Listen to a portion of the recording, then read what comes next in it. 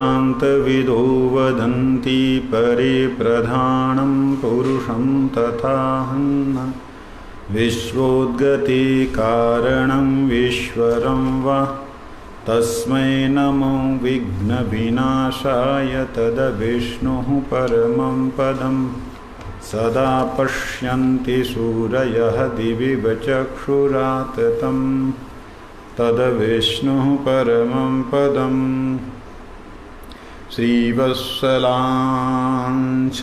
हृदयस्थं कौस्तुभं प्रभयायुतं चतुर्भुजं शङ्खचक्रशार्ङ्गपद्मगदान्वितं सुकेयूरान्वितं बाहुं कण्ठं मालासुशोभितं द्युम्तक्रीटिं वलयं स्फुरन्मकरकुण्डलं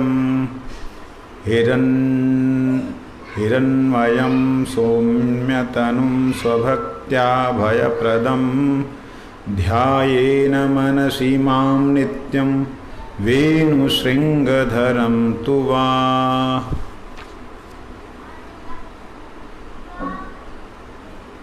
दुर्वासा जी कहते हैं, कल जो श्रवण किया उसके आगे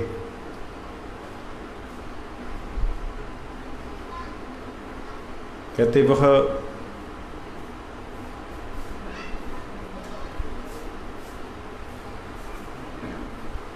वो शब्दबान जो आकाश है वो अंतर्यामी परमात्मा को नहीं जानता, वही परमात्मा स्वरूप आत्मा मैं हूँ, फिर मैं भोजन करने वाला कैसे हो सकता हूँ। यहाँ पर दुर्वासा ऋषि अपने बारे में कहते हैं, जब शब्द ही मुझे स्पर्श नहीं कर सकता, शब्द ही मुझे समझ नहीं सकता, और शब्द से मैं सर्वथा भिन्न, शब्द को जानने वाला हूँ, शब्द मुझे नहीं जानता।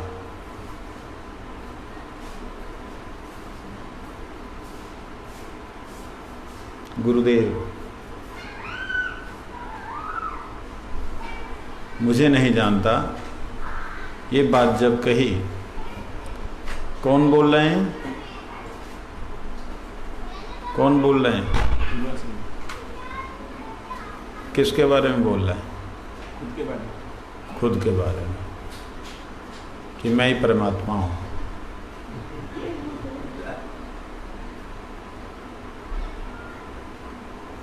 वही परमात्मा स्वरूप आत्मा मैं हूँ।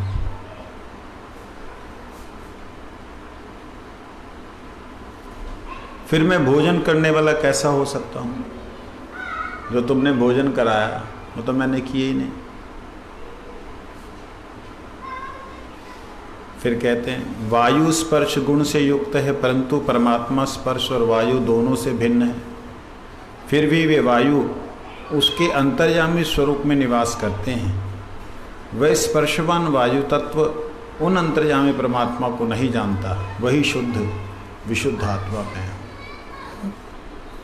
यहाँ पे परमात्मा शब्द का प्रयोग किया, लेकिन वास्तविकता में परमात्मा शब्द का प्रयोग श्लोक में नहीं है। वो ये कहना चाह रहे हैं कि तुमने जिसे भोजन कराया, वास्तविकता में वो तो पंच तत्वों का निर्मित शरीर है, और पांच तत्व जिसे नहीं जानते हैं, जिसे नहीं जानते हैं, वह आत्मा मैं हूं। वो आत्मा क्या हूं?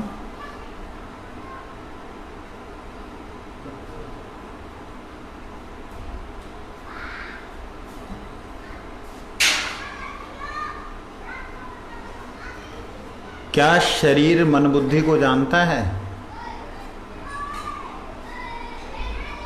शरीर मन बुद्धि को देख पाता है? नहीं देख पाता। शरीर मन बुद्धि को जानता नहीं, शरीर मन बुद्धि को देख नहीं पाता। क्या मन बुद्धि आत्मा को जानते हैं? नहीं, आत्मा को मन बुद्धि नहीं देख पाते, लेकिन आत्मा मन बुद्धि को देख पाती है। जैसे शरीर नहीं है, उसी प्रकार से मन बुद्धि का भी मैं आत्मा हूँ बोलना आता है, लेकिन उसका अनुभव नहीं है। आत्मा मन बुद्धि के बारे में जानती है, मन बुद्धि की अंतर्यामी है। तो इस आत्मा मतलब मन बुद्धि रूपी आत्मा का अंतर्यामी कौन है? मैं, आत्मा। मन बुद्धि रूपी मैं का, मन बुद्धि रूपी मैं का अंतर्यामी कौन है? आत्मा। और शरीर रूपी मैं का अंतर्यामी कौन है? मन बुद्धि। तो एक दूसरे के अंतर्यामी होने वाला जो मैं हूं, दुर्वासा ऋषि कह रहे, वो मैंने तो भोजन किए ही नहीं। मैंने तो देखा शरीर को तुम लोगों ने खिलाया, शरीर ने खाया, मेरे मन ने भी आस्वादन नहीं किया कि मीठा था, खट्टा था, नमकीन था, तीखा था। इसलिए क्या कहते हैं? मैं वही विशुद्ध आत्मा हूं। मैं भोक्ता कैसे हो सकता हूं? यह तेज रूप गुण से युक्त है। प्रकाश जो है, अग्नि जो है, ये रूप के, इसके अंदर गुण जो है रूप है, किंतु परमात्मा रूप और तेज दोनों भिन्न है। यहाँ आत्मा को परमात्मा शब्द बोला गया है। वास्तविकता में यूँ समझने के लिए, शरीर के लिए आत्मा मन, मन के लिए आत्मा बुद्धि, बुद्धि के लिए आत्मा आत्मा स्वयं, और आत्मा के लिए आत्मा अंतर्यामी परमात्मा। परमात्मा के लिए भी जो आत्मा, परमात्मा का भी कारण, वो परमेश्वर भगवान श्री कृष्ण। इस तरीके से एक का एक कारण, एक का एक कारण, कारण जो है उसे आत्मा शब्द से वेदों में, उपनिषदों में बोला गया है। हम पहले ये पढ़ के आए हैं। जो जिसका कारण है वो उसकी आत्मा है।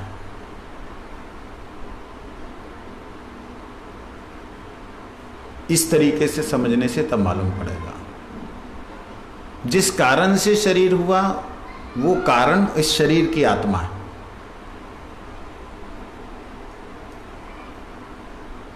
कुछ समझ आ रहा है? समझने की इच्छा ही नहीं है।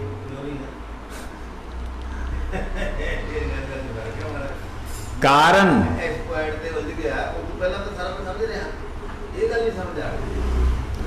एक चीज का एक कारण होता है। जिस कारण से शरीर बना, वो कारण क्या है?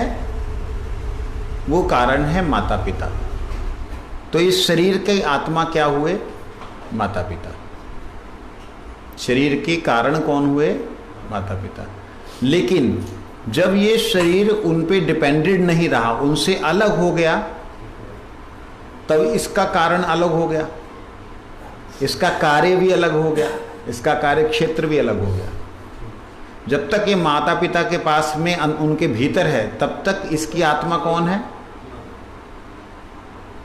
माता पिता से अलग हुआ, इसका इंडिविजुअल सांस चलने लगा, सब कुछ अलग हो गया। अब ये पिंड अलग हो गया।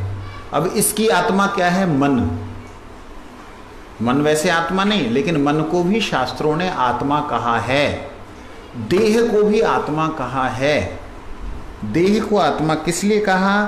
क्योंकि ये इंद्रियां जो हैं ये काम करती हैं। ये एक आंख जो है आपको उठा करके पूरे शरीर को ले जाती, एक ही आंख। इसने कुछ देखा, आप दौड़े, विचार नहीं करते कि नीचे कांटे हैं या क्या है। देख क्या रहे हो? आपके बच्चे को कोई मार रहा है, आप दौड़े। तो देखा तो आंख ने, शरीर क्यों दौड़ पड़ा? तो मतलब इस शरीर से श्रेष्ठ आत्मा, मतलब श्रेष्ठ शरीर से श्रेष्ठ इसका कारण इंद्रियां हैं। समझे नहीं? और इंद्रियों के पीछे मन है। अगर मन ही ना हो तो सामने दृश्य दिखाई क्या देगा? तो मन के पीछे उसकी बुद्धि है, बुद्धि के पीछे आत्मा है, आत्मा के पीछे परमात्मा है, परमात्मा के पीछे सर्व कारणों के कारण गोविंद है। ये है एक कारण का एक कारण जो है आत्मस्वरूप होता है, उसे आत्मस्वरूप कहते हैं। ठीक है, क्लियर हो गया?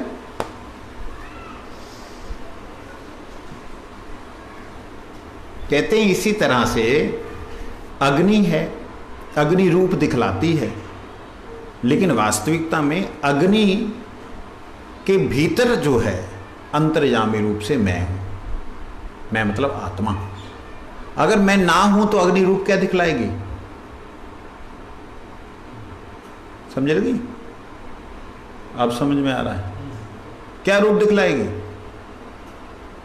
इसलिए अग्नि ने अगर भोजन किया है तो मैंने तो भोजन किया ही नहीं। फिर कहते हैं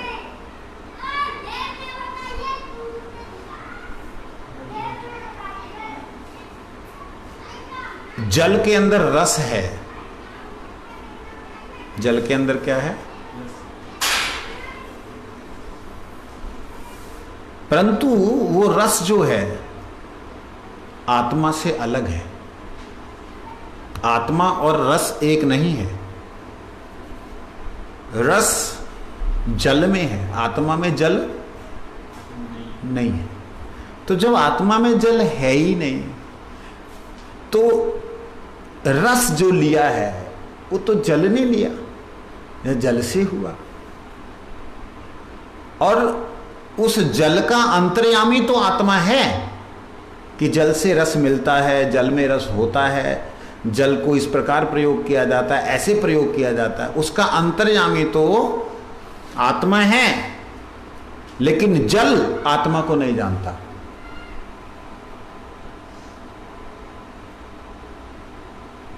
जल आत्मा को नहीं जानता, लेकिन आत्मा जल को जानती है। आत्मा जल के लिए अंतर्यामी स्वरूप से निवास करती है। इसलिए उन अंतर्यामी परमात्मा को जो मैं विशुद्ध आत्मा हूं, मैं भोक्ता फिर कैसे हुआ? मैंने जल भी नहीं लिया, मैंने अग्नि से बनी हुई वस्तुओं को जो वो भी नहीं लिया, मैंने आकाश तत्व का भोजन भी नहीं किया, मैंने भोजन किए ही नहीं। मैं जानता हूं कि ये सब क्या तत्व हैं, लेकिन मैंने लिए ही नहीं। मैं तो आत्मा हूं। जब मैं आत्मा हूं, मैंने लिया नहीं, तो मेरा तो इसमें कोई संबंध नहीं हुआ। ऐसे ही उन्होंने फिर पृथ्वी के बारे में कहा, भूमि के बारे में कहा। कहते हैं ऐसे ही ये मन जो है आकाश तत्व का अंश है। वास्तविकता में मन तो मैं हूं ही नहीं। अब और ऊपर चले गए। जब मैं मन हूं ही नहीं तो मन का अंतर्यामी हूं, फिर ये मेरा मन जो है, यदि भोग उसने भोगा भी तो मेरा दोष इसमें क्या है? मैंने तो कुछ भोग भोगा ही नहीं। देखिए, ये ऋषि मुनियों की बात है। इस बात के अर्थ का अनर्थ निकालने वाले बद्धजीव बहुत है। वो कह सकते हैं हमने तो भोग भोगा ही नहीं, हमारे शरीर ने भोगा, और दुराचार करने लग जाए। ऐसा नहीं। वो उस बात में प्रतिष्ठित हैं। उन्होंने पहले बोला, देखो मैं तो दूब घास पीता हूँ, मेरे को तो और कुछ चाहिए नहीं। आप ये बात करते हैं, मैं घास पीता हूँ, तो वो कौन पीता है? कौन?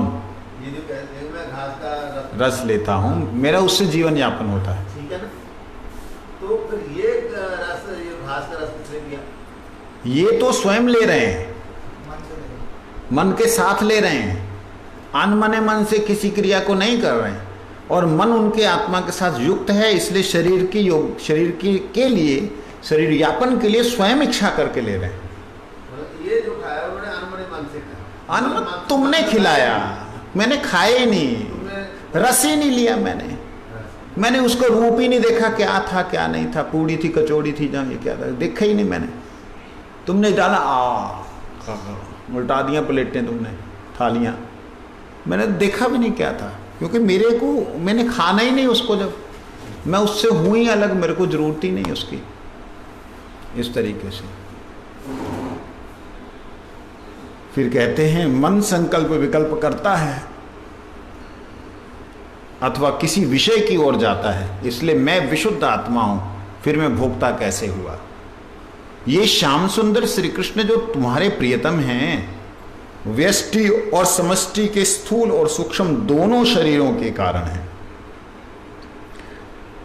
सदा साथ रहने वाले दो पक्षियों की भांति जीवात्मा और परमात्मा एक दूसरे के नित्य सहचर हैं। इनमें से जो परमात्मा का अंशभूत इतर जीव है वह तो भोक्ता है, होता है, और उनसे भिन्न साक्षात परमात्मा श्री कृष्ण साक्षी मात्र होते हैं। वृक्ष के समान धर्म वाले नाशवान शरीर में वे दोनों रहते हैं। इनमें एक भोक्ता और दूसरा अभोक्ता।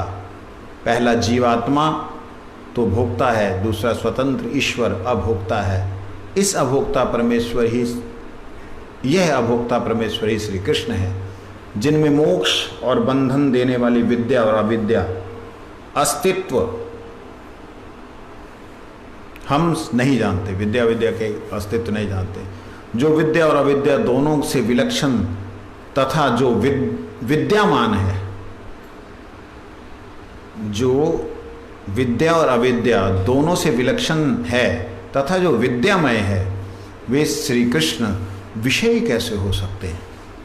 ये बात दुर्वासा ऋषि उनको समझा रहे हैं। क्या कहते हैं? देखो, जो तुम्हारे प्रियतम श्याम सुंदर हैं वो तुम्हारे प्रियतम हैं, और व्यष्टि और समष्टि, समस्त जगत में जो व्याप्त चराचर जो कुछ भी है वो समष्टि, और व्यष्टि जो इस शरीर में व्याप्त तुम्हारा शरीर, स्थूल और सूक्ष्म, स्थूल ये, सूक्ष्म मन बुद्धि अहंकार, इन सब के कारण हैं। वो सब उनके द्वारा होता है, उनसे होता है, परंतु ये उसी प्रकार से है जैसे एक पेड़ के ऊपर दो पक्षी हैं। एक पक्षी है जो लिप्त है, एक पक्षी है जो साक्षी है। यहां पक्षी शब्द कहा गया है और शरीर को पेड़ कहा गया है। वास्तविकता में ये सिर्फ एक समझाने का तरीका है ऐसा कुछ नहीं। क्योंकि मनुष्य को इस शरीर में, मनुष्य को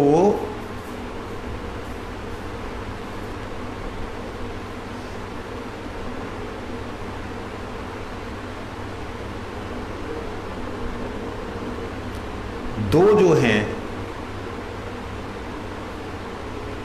शरीर के कर्ता हैं, मालिक हैं।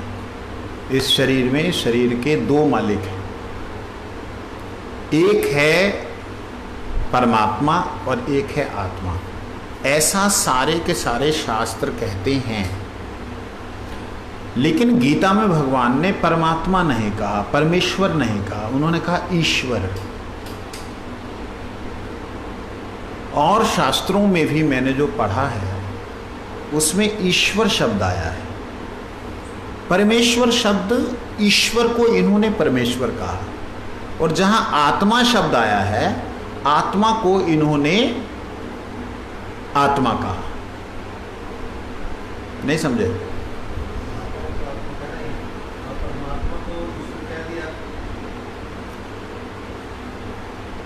ईश्वर को, ईश्वर दो हैं, आत्मा और परमात्मा, ये दो हैं ना, शब्द शास्त्रों में आए।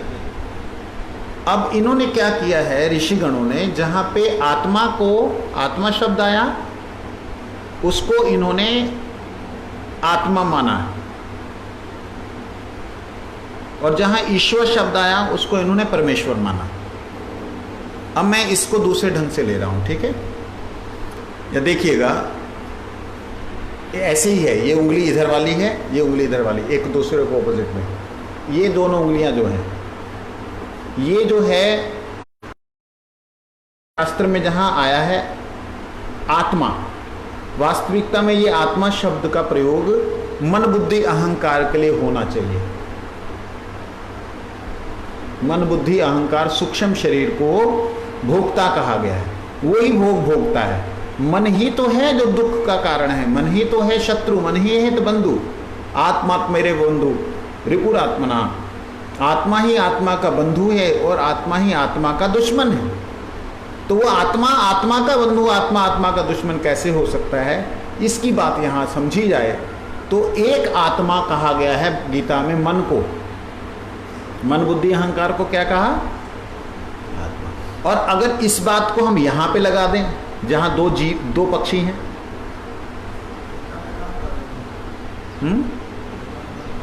उस दिन हमने पढ़ा था ना 6ठे अध्याय 7वें अध्याय में,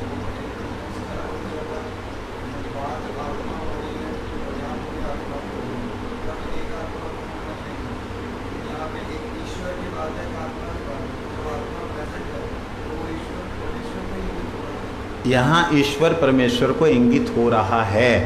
सभी ऋषि मुनि लोग ऐसा करते हैं, लेकिन मैं इसको इस तरीके से पेश कर रहा हूँ, उसको समझने का प्रयास करो। ठीक है, जैसे अगर आत्मा की दुश्मन आत्मा आत्मा का बंधु है, तो वहाँ आत्मा किसको कहा गया?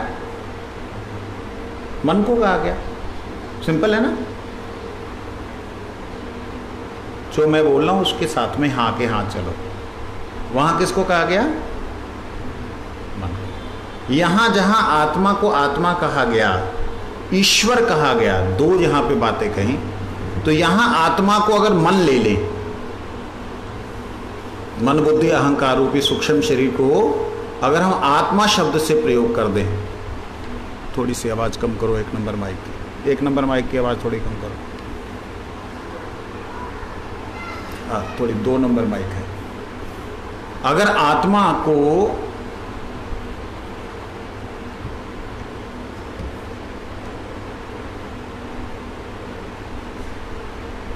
हरि बोल, हरि बोल, 2 नंबर माइक है। हरि बोल, हरि बस। अगर आत्मा को आप मन बुद्धि अहंकार लीजिए, प्रैक्टिकल एक बात को समझने का प्रयास करें। आत्मा को मन बुद्धि अहंकार जैसे ही लेते हैं तो ईश्वर जहां शब्द प्रयोग हुआ है उसका अर्थ होता है जिसके पास शक्ति है। जिसके पास क्या है? क्या शक्ति है? यह इदम धारित जगत, जिसके पास जगत को धारण करने की वो क्या है? जीव भूतम महाबाहो यदम धारित जगत। वो क्या हो गया? जीव। उस जीव को अगर आप इस पूरे शरीर का ईश्वर माने, अर्थात एक जीव ऐसा है जो पूरे इस शरीर के अंदर ईश्वर की तरह है, और इसके बीच में मन बुद्धि अहंकार उसका जो साथी है, उस साथी के साथ आत्मा हमेशा विराजमान रहती है। मन बुद्धि अहंकार रूपी साथी के साथ में ये मन बुद्धि अहंकार तब तक नहीं खत्म होता, तब तक नहीं नष्ट होता, जब तक कि ये मोक्ष अथवा निर्याण को प्राप्त नहीं हो जाता, परम पद को प्राप्त नहीं हो जाता, तब तक इसका ये नष्ट नहीं होता। इसी को जीव कहते हैं, जो जीवन धारण करता है। वास्तविकता में आत्मा का तो ना जन्म होता है ना मृत्यु होती। आत्मा तो अजो नित्य शाश्वतो अयम पुराणा ना हन्यते हन्यमानो शरीर। तो आत्मा के पास ईशिता है, ईश्वरत्व है, उसके पास शक्ति है, और वह शक्ति होने के नाते वो ईश्वर शब्द का वाच्य है, परमेश्वर नहीं। जैसे आत्मा परमात्मा, ईश्वर परमेश्वर, ब्रह्म पर ब्रह्म शब्द का प्रयोग होता है शास्त्रों में, वैसे ही अगर हम सूक्ष्म शरीर को जो देहात्म बुद्धि युक्त है, जो वास्तविकता में जीव है, क्योंकि उसने जीवन धारण किया है। आत्मा तो जीवन धारण नहीं करती, आत्मा तो शरीर अब मन बुद्धि अहंकार में आसक्त हो जाती है, फंस जाती है, स्वरूप भ्रम हो जाता है कि मैं ये हूं। शरीर का नहीं उसको स्वरूप भ्रम होता है, उसको स्वरूप भ्रम मन बुद्धि अहंकार, अहंकार ही उसका स्वरूप भ्रम है। बड़ी सूक्ष्म बात है। मतलब सामने बैठा हुआ व्यक्ति भी समझने में असमर्थ हो जाता है इस बात को। ये बेचारे देखने वाले क्या समझ रहे होंगे हैं?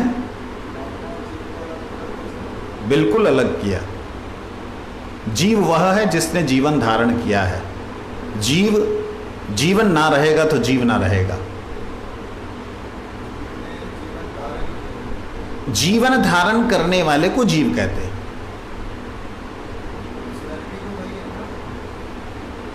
देखिए, जीवेत यह स मुक्ति पदे धायवा, जीव शब्द वहां पे आता है। जीवन जिसका है वो जीव है।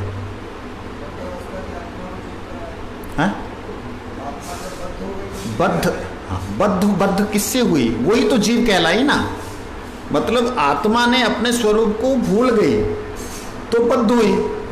और अपनी बद्ध अवस्था में मन बुद्धि अहंकार को ही सोचती मैं हूं, यही उसकी बद्ध अवस्था। जैसे मन बुद्धि अहंकार से अलग होगी तो मुक्त है वो।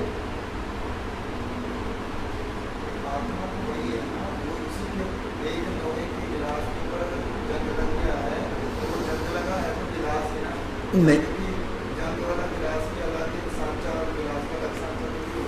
देखिए, जंग अलग चीज है। जंग लगना ग्लास के ऊपर, ये उसके ऊपर गंदगी का आना है।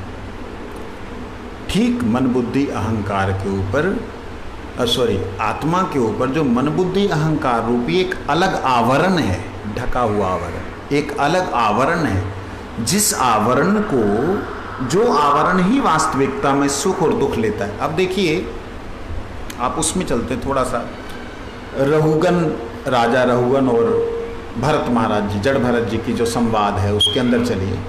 उसमें बड़ा क्लियरली लिखा है, स्पष्ट रूप से, कि आत्मा तो कहीं भी ना सुख जानती है ना दुख जानती है, ना उसको कोई रोग है ना भोग है, ना बंधन है ना उसकी मुक्ति है।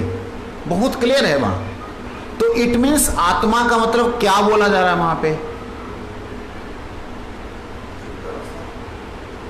शुद्ध अवस्था या बद्ध अवस्था नहीं। आत्मा का वो एक ही उन्होंने दिया है निर्णय, वो बद्ध और शुद्ध का नहीं दिया उन्होंने। कौन अनुभव करता है? फिर यहां पर अगर देखा जाए, आत्मा कभी अशुद्ध होती है किसी भी अवस्था में?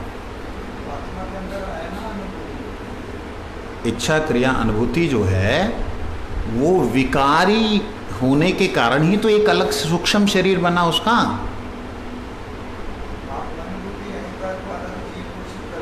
मैं अलग उसको जीव घोषित कर रहा हूं, बिल्कुल कर रहा हूं। कैसे विकार हो गए? मन बुद्धि अहंकार तो विकार नहीं है। मन बुद्धि अहंकार एक प्रकार से आत्मा का प्रतिबिंब है। देखिए, इच्छा क्रिया अनुभूति,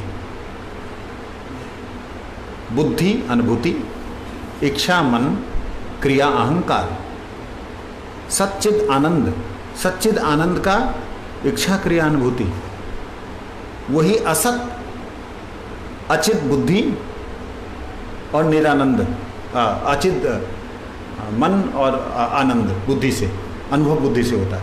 तो ये एक प्रकार से, वैसे इस विषय के ऊपर विशद चर्चा होनी चाहिए, मैं कई बार इस बात को बोल चुका हूँ।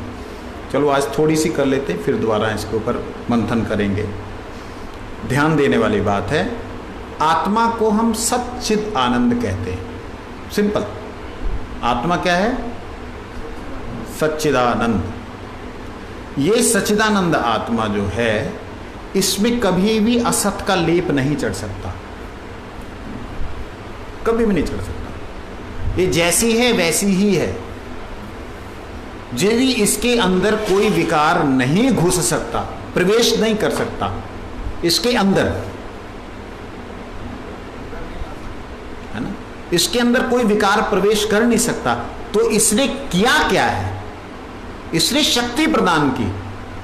किसको की? एक अनुचैतन्य को। अनुचैतन्य मतलब ना तो वो इच्छा क्रिया अनुभूति चैतन्य का एक स्वभाव है। इच्छा क्रिया अनुभूति इसका स्वभाव है, परंतु जो मन बुद्धि अहंकार है, ये इसके द्वारा बनाया हुआ एक अपना केज है, अपना ही काल्पनिक केज है।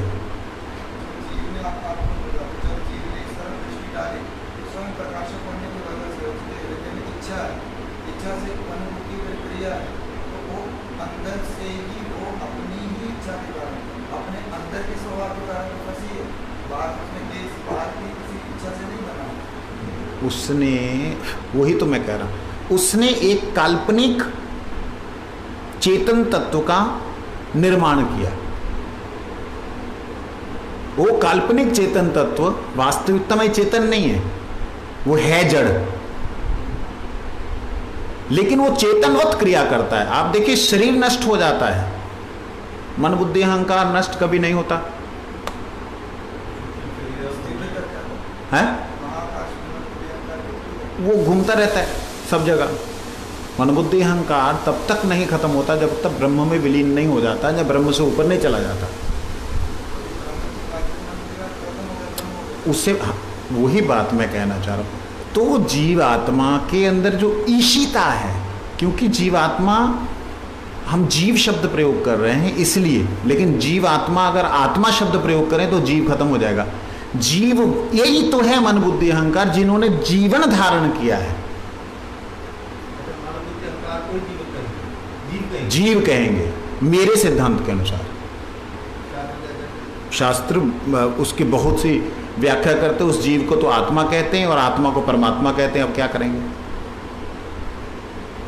ये बात बहुत विचारणीय है और बहुत ज्यादा विचारणीय है, क्योंकि जब ईश्वर शब्द आया है, परमेश्वर शब्द नहीं आया, बात समझने वाली है। जब आत्मा शब्द आया है, परमात्मा शब्द नहीं आया है। जब ब्रह्म शब्द आया है, पर ब्रह्म शब्द नहीं आया है। समझे कि नहीं? तब हमें उसी दृष्टि से देखना एक बार पड़ेगा, क्योंकि ईश्वर का अंश, परमेश्वर का अंश है ईश्वर, जो जीव है। परब्रह्म का अंश है ब्रह्म। हम जीव शब्द से बोली जा रहे हैं बार बार। अगर जीव शब्द को हटा दें, जीव शब्द को हटा दें, आत्म शब्द ले लें, तो आत्मा परमात्मा का अंश हुई कि नहीं हुई?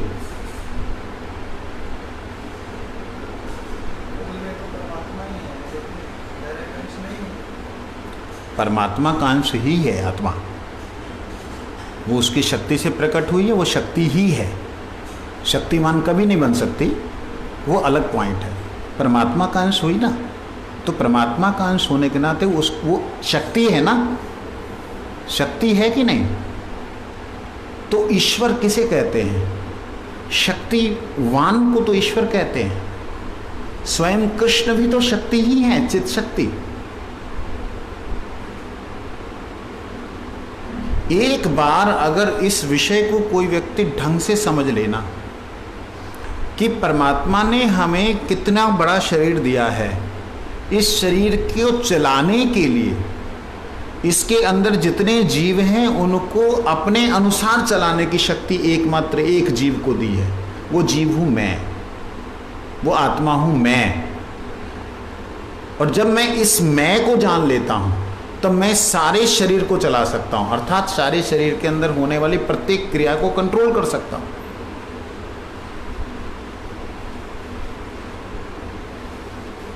थोड़ा बुद्धि से बाहर गया?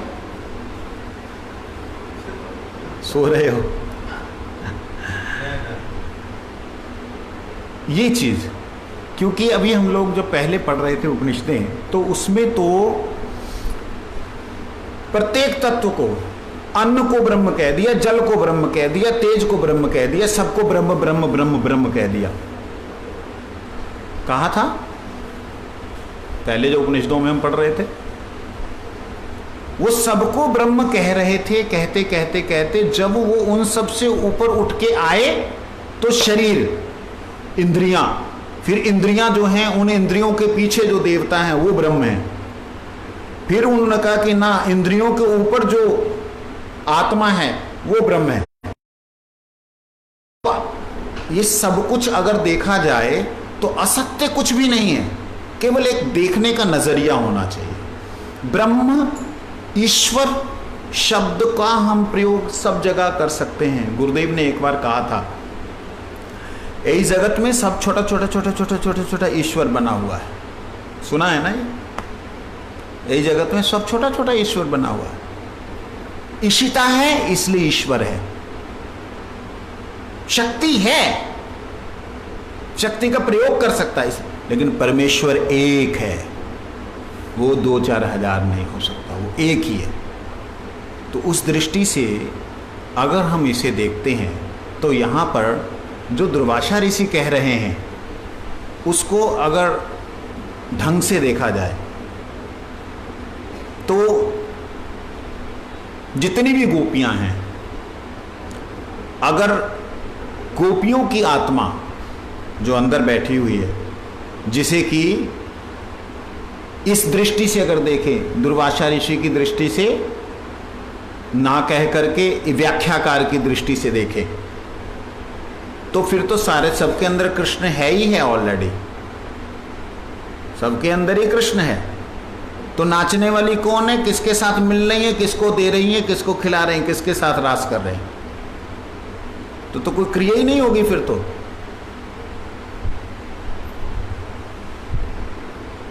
तो अगर उसको उस ईश्वर शब्द को आत्मा से जोड़ दिया जाए और जो दुख और सुख का भोग करने वाला है उसको सूक्ष्म शरीर से जोड़ दिया जाए, जो कि चेतनवत है, उसके लिए एक शब्द प्रयोग हुआ है चैतन्यवत, चित्तवत, चेतनवत है, वो चेतन की तरह है। अगर उसके साथ जोड़ दिया तो सारे का सारा ही जो है सिद्धांत एकदम क्लियर हो जाता है। जड़ शरीर वृक्ष के समान, इसमें मन बुद्धि अहंकार भोक्ता, दुख और सुख का लेने वाला, और आत्मा इसमें साक्षी स्वरूप से है। आत्मा साक्षी स्वरूप से इसमें सब समय, सब जीवनों में, सब जन्मों में जाती है। परमात्मा तो परमात्मा है,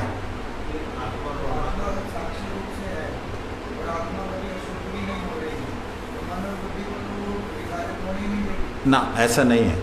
मन बुद्धि से युक्त है, वो मन बुद्धि के साथ है।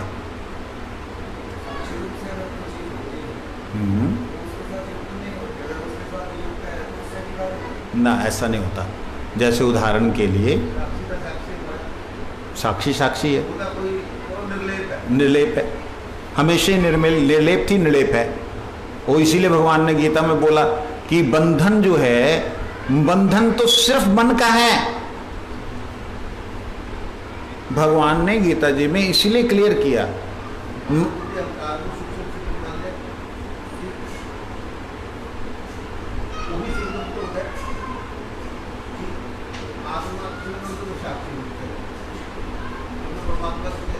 परमात्मा है ही नहीं। मैं वही तो, ये जो सिद्धांत हमें समझाया जा रहा है, इस सिद्धांत में श्री कृष्ण ने जो कहा गीता जी में, उसके अनुसार अगर हम चलते हैं, जो यहाँ पे द्वय प्रणव उसमें आया है, श्लोक आया है, मैं आपको श्लोक सुनाता हूँ।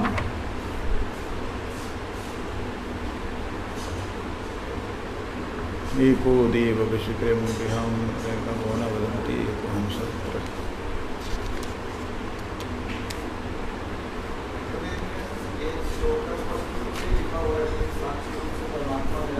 ना ना ना, परमात्मा शब्द नहीं आया। मैं वही तो आपको दिखाना चाह रहा हूँ।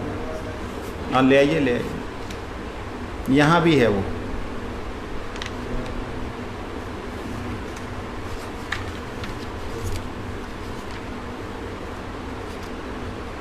द्वे अक्षरे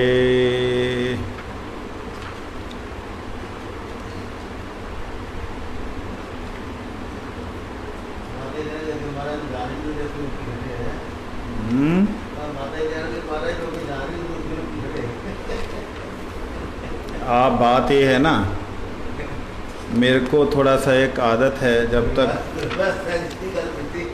जब तक हमें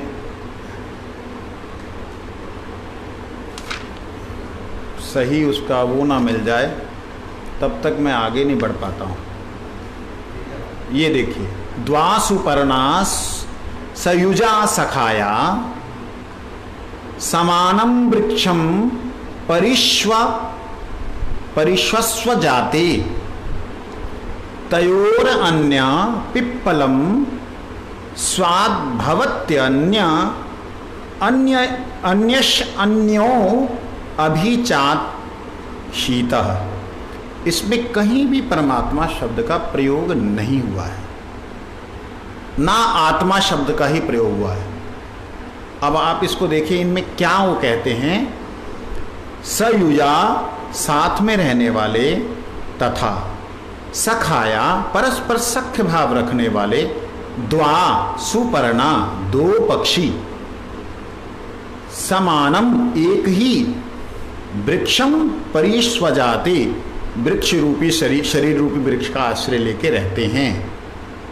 तयो उन दोनों में से अन्य एक जीव तो पिप्पलम उस वृक्ष के फलों का स्वाद और उस खाता है, अति खाता है, अन्य दूसरा जो है अणशना उसका उपयोग नहीं करता। अभी चाक शीति केवल देखता है, चाक शीति देखता रहता है। इसमें कहां पे लिखा है परमेश्वर? मैंने ऐसे श्लोक इन्हीं उपनिषदों के अंदर 3 पढ़े हैं, 3 जगह। ये श्वेताक्षर उपनिषद है, छांदोग्य उपनिषद और एक और उपनिषद कठोपनिषद है, उसके अंदर आया सेम ऐसे है। कहीं भी परमात्मा शब्द का प्रयोग नहीं हुआ है।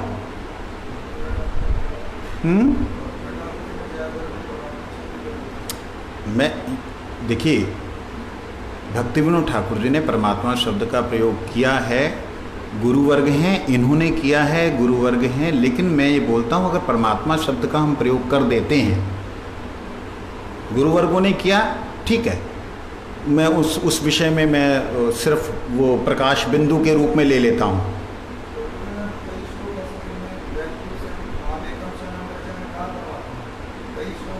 माम एकम शरणम का मतलब ना किस में परमात्मा शब्द का मतलब क्या हो? कहाँ किया? आगे पीछे कहीं नहीं है। 2 पक्षी बोला। अच्छा, एक विचार, अगर हम आत्मा के साथ परमात्मा को अलग मानते हैं, आत्मा से परमात्मा को अलग मानते हैं, तब वहां पे 2 व्यक्ति रह सकते हैं। जब आत्मा ही स्वयं परमात्मा का सूक्ष्म अंश है, दैट्स ऑल, परमात्मा विराजमान है, परमात्मा का सब समय लिंक आत्मा के साथ में, उसी प्रकार से जैसे दर्पण के अंदर जो है प्रतिबिंब नजर आता है चंद्र का, तो प्रतिबिंब है, वो प्रतिबिंब है ना, वो चंद्र है साक्षात, ना वो चंद्र का पूर्ण जो रस है वो है, प्रतिबिंब है। प्रतिबिंब स्वयं आत्मा है, परमात्मा का प्रतिबिंब, आत्मा स्वयं परमात्मा का प्रतिबिंब है। वो सच्चिदानंद है तो ये सच्चिदानंद है। ये बात को जिस दिन समझ में आ गया ना, वेद की आधी सिद्धांत खत्म नहीं हो जाएंगे, समझ में आ जाएंगे। आप एक बात विचार करके देखिए, जहां बोलते हैं आत्मंतर्यामी सा बोला, आत्मा का अंतर्यामी है वो। अब वो सा कौन? शरीर का अंतर्यामी मन, उसके बारे में सब कुछ जानता है, जहां चाहे वहां क्रिया कर सकता है। जहां इंद्रियों का अंतर्यामी बोला, वहां फिर मन। तो कौन किसका है अंतर्यामी, ये जब हम लोग डेप्थ में जाएंगे और अगर ये बात क्लियर कर देंगे, भगवान श्री कृष्ण ने ईश्वर सर्वभूतानां हृदय शरण तिष्ठति ब्राह्मण सर्वभूतानि यंत्रणानि माया, ये जो बात कही है वो ईश्वर कहा है, ये नहीं कहा अहम सर्वभूतानां हृदय शरण तिष्ठति, मैं ईश्वर हूं ही नहीं, अहम परमेश्वर, मैं परमेश्वर हूं, ईश्वर का भी ईश्वर हूं, मेरे से ईशिता है, ईशिता मतलब शक्ति है, मैं शक्तिमान हूं। तो जीव ईशित है, अर्थात वो शक्ति है, शक्ति का अंश है। शक्ति का अंश होने के नाते उसके अंदर क्रिया करने की पूर्ण समर्थ है, परंतु वो मन बुद्धि अहंकार को जड़ित होकर के केज को सोच रहा है मैं हूं, यही उसके दुख का कारण है।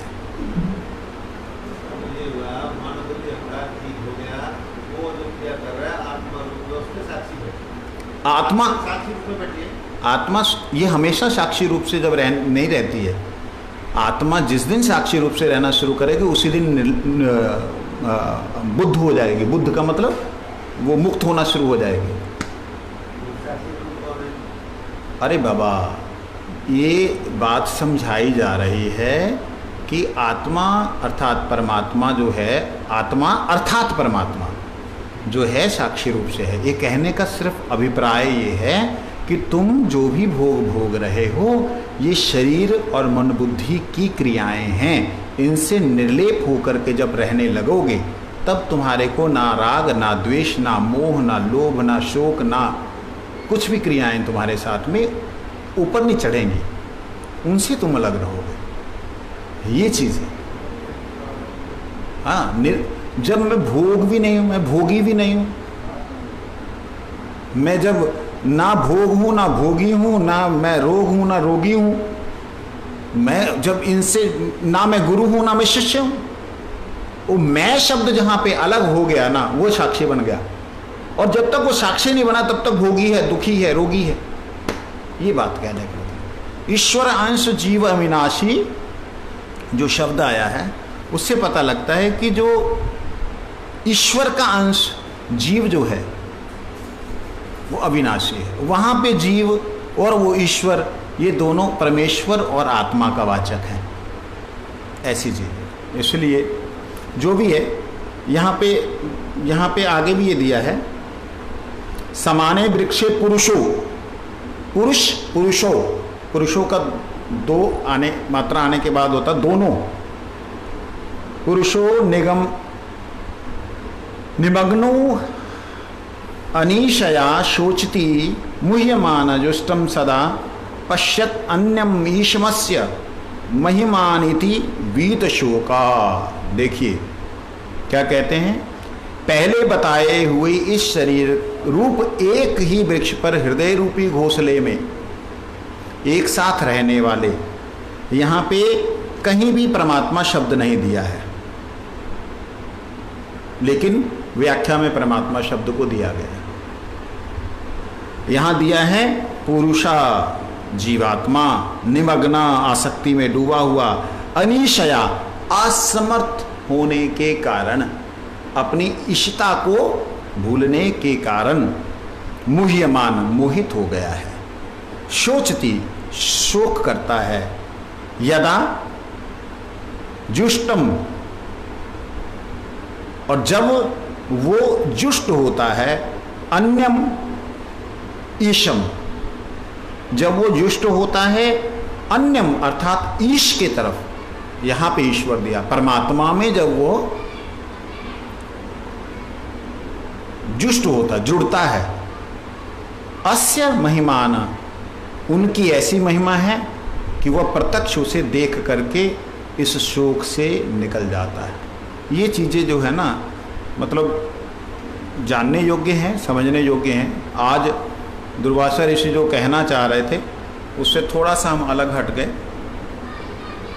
क्योंकि अगर जिस प्रकार से ज्ञानी लोग व्याख्या करते हैं कि परमात्मा ही ईश्वरा सर्वभूतानाम हृदय अर्जुन तिष्ठति, पंच महाभूतों के बीच में ईश्वर ही बैठा है, जल में ईश्वर है, उसमें ईश्वर है, सब जगह ईश्वर, ब्रह्म ही सब जगह, अगर ऐसी व्याख्या करेंगे तो कृष्ण फिर कुछ भी नहीं है, फिर सभी हम ही हैं, वो है ही नहीं, फिर तो झूठा है। ये ध्यान योग करना, परमात्मा का भजन करना, हरे कृष्ण हरे नाम करना, सब झूठा हो जाएगा जब है ही वो सब जगह।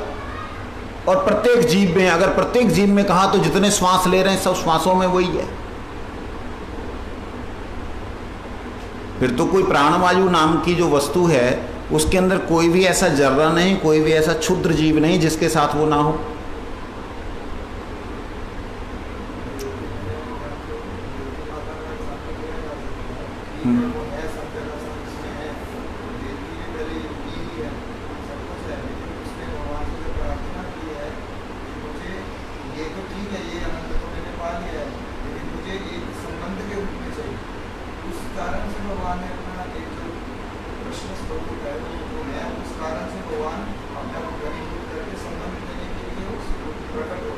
अभी मेरा छोटा सा एक प्रश्न, देवकी जैसी आपने जो बोला, मैं रिपीट कर देता हूँ भक्तों के लिए, कि देवकी जी ने देखा कि हाँ मैंने सर्वत्र आपको देखा है, आप सर्वत्र हैं, सब कर्ता धर्ता मालिक सब कुछ आप हैं, लेकिन मैं आपको पुत्र रूप से चाहती हूँ। यहाँ प्रश्न ये है, देवकी के भीतर तो परमात्मा है, क्या देवकी को अपने भीतर नजर नहीं आ रहे कि उसे बाहर दिखने की जरूरत है, बाहर अलग से जरूरत है? संबंध तो भीतर है ना, भीतर रह सकती है ना। यहाँ पे निश्चित रूप से यहाँ ये समझना होगा कि इसका मतलब भीतर जो है वो आत्मा जब परमात्मा को मिलती है, ईश्वर जब परमेश्वर से मिलता है तो परमेश्वर की आराधना में लग जाता है। यहाँ तक कि ईश्वर छोड़ दीजिए, ईश्वर परमेश्वर से साक्षात प्रकट हुए नारायण स्वयं, विष्णु स्वयं, ब्रह्मा स्वयं, स्वयं शिव भी उन परमेश्वर की आराधना करते हैं। तो जीवों की तो बात ही क्या है, आत्माओं की तो बात ही क्या है। तो ईश्वर यहां पे कौन है? ईश्वर क्षीरोदिशाई विष्णु को भी अगर ईश्वर मान लिया जाए तो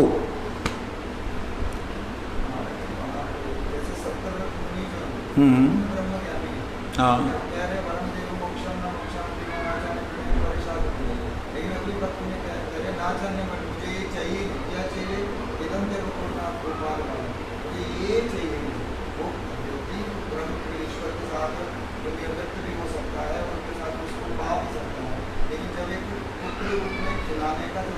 यही बात मैं आपको कहना चाह रहा हूँ। इसका मतलब भीतर कुछ नहीं है, भीतर आत्मा स्वयं आत्मस्वरूप में जब जागती है तब उसे परमात्मा का अभाव महसूस होता है। ये बात मैं कहना चाह रहा हूँ, यही बात मैं समझाना चाह रहा हूँ। पेड़ के ऊपर केवल मात्र ईश्वर जब शब्द का प्रयोग हो रहा है तो आत्मा के लिए है। भोगी शब्द योग प्रयोग हो रहा है वो मन बुद्धि अहंकार के लिए है। जब उस मन बुद्धि अहंकार के भोगों से दूर हो जाती है आत्मा और परमात्मा का चिंतन करती, तब परमात्मा के विरह में तड़पती, तब उसको कहती कि आपको मैं चाहती हूँ, आप मेरे पुत्र रूप से, आप मेरे मित्र रूप से। तो यहाँ पे अगर परमात्मा अंदर ही होते, परमात्मा का अंदर प्रतिबिंब दर्शन हो सकता है, लीला दर्शन हो सकते हैं, अनुभव हो सकते हैं, परंतु परमात्मा अंदर है सब समय। ये जिस दिन ये बात ही पुष्ट होती तो कभी भी कोई भी व्यक्ति जो परमात्मा को अलग रूप से नहीं चाहता।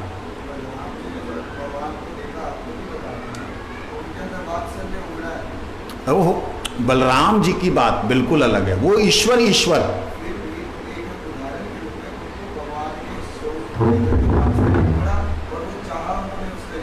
देखिए ना ऐसा नहीं है। जो बलराम जी हैं, जो रस हैं, पंचरस हैं, जो बलराम जी से प्रकट हुए हैं, वो कृष्ण उपासना विग्रह है। वो उनके अंदर ऐसा नहीं कि जीव अलग हुआ, आत्मा अलग है। उनमें आत्मा परमात्मा और ये जीव और ये मन बुद्धि ये कुछ भी नहीं है। मैंने तो पहले बोला कि आपको परमात्मा का साक्षात परमात्मा अंश भी उनकी आराधना करता है। पहले बोला नारायण ब्रह्मा विष्णु में किनको